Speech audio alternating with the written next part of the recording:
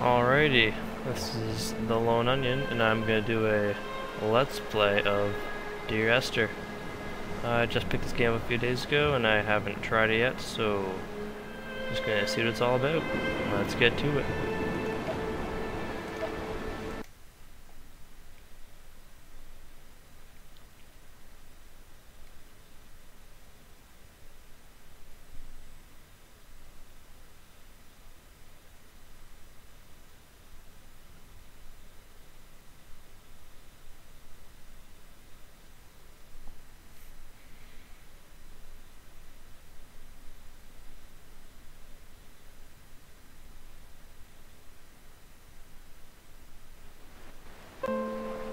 Dear Esther, the morning after I was washed ashore, salt in my ears, sand in my mouth, and the waves always at my ankles, I felt as though everything had conspired to this one last shipwreck.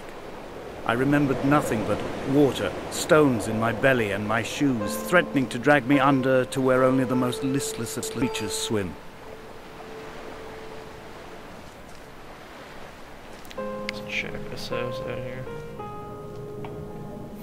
Somebody has been slacking in the cleaning department. And look at that.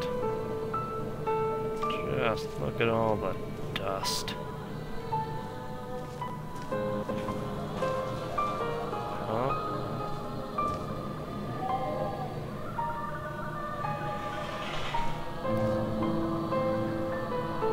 Helium. Not sure what that means, but alright. Got some cards and history book, alright. Anyways, let's move on. Oh wait, I lied. Smaller room. Just old school water heater. That is on, apparently, alright.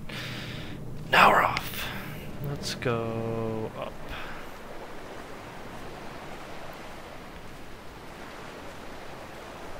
Oh, lighthouse in the back there. Is it a lighthouse? Yeah. Or a tower of some sort. It's got a light. Oh, yeah, not a lighthouse. That's not bright enough to be a lighthouse. Maybe I'm not an expert on lighthouses. Donnelly reported the legend of the hermit, a holy man who sought solitude in its most pure form.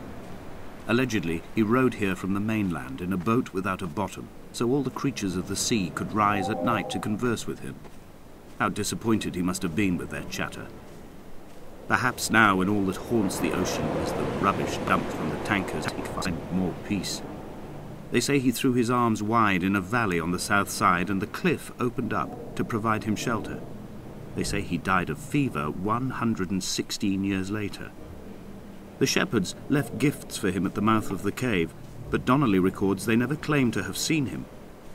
I have visited the cave and I have left my gifts, but like them, I appear to be an unworthy subject of his solitude. Well, there was a light in that cave down there, but I'm not exactly sure what it was. More paint cans. Interesting. Let's try and sneak it. No. Apparently I can't walk up there. Alrighty. That's weird. To the beach.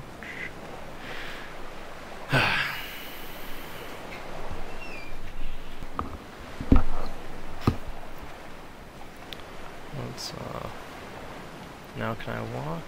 Oh. What do we have here? Yeah. Oh. Those islands in the distance, I'm sure, are nothing more than relics of another time, sleeping giants, somnambulist gods laid down for a final dreaming. I wash the sand from my lips and grip my wrist ever more tightly. My shaking arms will not support my fading diaries.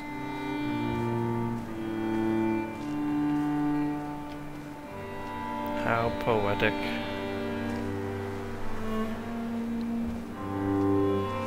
Yeah, I'm not talking a lot during this just because from what I've read about the game, it's mainly meant to be about the story, so I figure me talking a lot's just gonna wreck what the game's setting out for.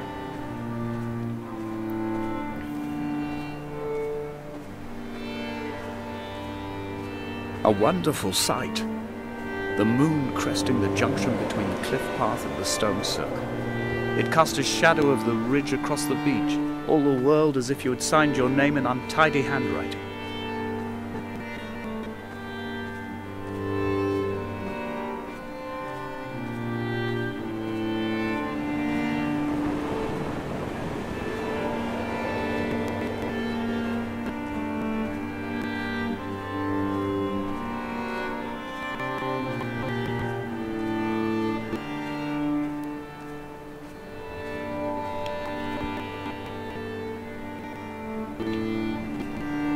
When someone had died or was dying, and was so ill they gave up what little hope they could sacrifice, they cut parallel lines into the cliff, exposing the white chalk beneath. You could see them from the mainland or the fishing boat, and know to send aid or impose a cordon of protection, and wait a generation until whatever pestilence stalked the cliff paths died along with its hosts. My lines are just for this.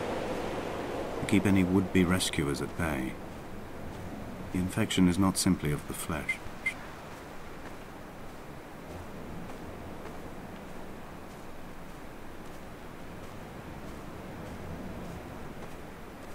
We are not like Lot's wife, you and I. We feel no particular need to turn back. There's nothing to be seen if we did. No tired old man parting the cliffs with his arms. No gifts or Bibles laid out on the sand for the taking. No tides turning or the shrieking gulls overhead. The bones of the hermit are no longer laid out for the taking. I have stolen them away into the guts of this island, where the passages all run to black, and where we can light each other's faces by their strange luminescence.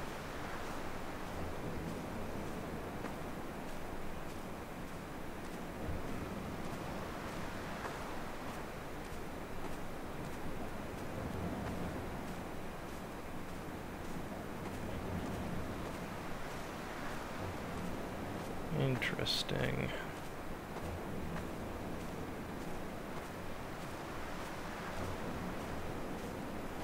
Dear Esther, I met Paul. I made my own little pilgrimage. My Damascus, a small semi-detached on the outskirts of Wolverhampton. We drank coffee in his kitchen and tried to connect to one another. Although he knew I hadn't come in search of an apology, reason or retribution, he still spiraled in panic, thrown high and lucid by his own dented bonnet. Responsibility had made him old. Like us, he'd already passed beyond any conceivable boundary of life.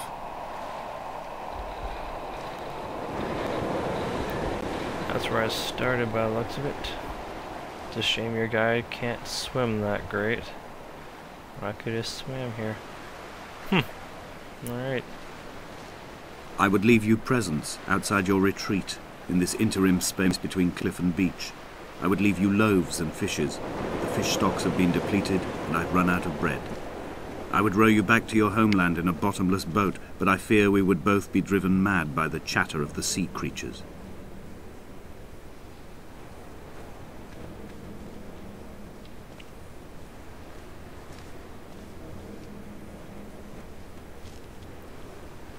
Alright.